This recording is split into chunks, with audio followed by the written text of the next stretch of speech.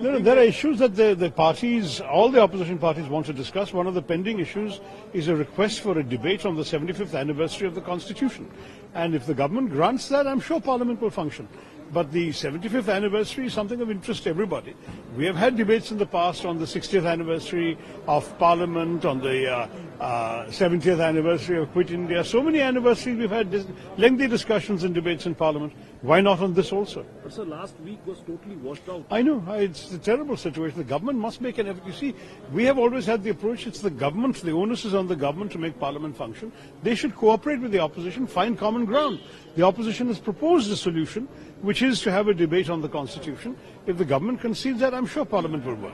Don't you think that you are losing the opportunity to raise the... Of course it is. It's bad for the country, bad for the voters, bad for us, bad for Parliament. But the government also must make an effort. No, you can't just have the onus completely on the opposition to do everything. Let the government also cooperate with the opposition. Every democracy, there is an agreement on what are the issues that must be discussed. Where is that agreement here? Yet another day. It's extremely unfortunate. Government should accept the adjournment motions on of the opposition. After all, the indictment by the US courts of the Adani conglomerate has a larger significance and connotation beyond just one company. And those connotations are, what are the signals that it sends about India's business environment?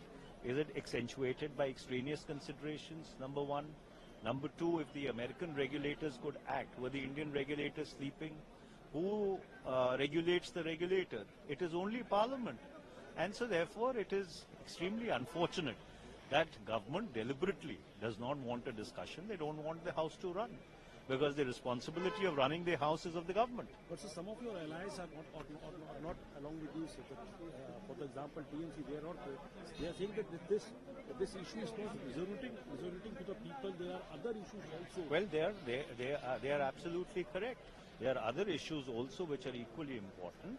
But the issue with regard to India's image among the global business community, especially when you spend so much of your time in trying to woo foreign direct investment and foreign institutional investment, and coupled with the question of who regulates the regulators, is also an important question. So what's the way to end this logjam? The way to end the logjam is government should agree. The opposition suggested that there should be a discussion on the 75 years of the Constitution. Even that they are not willing for.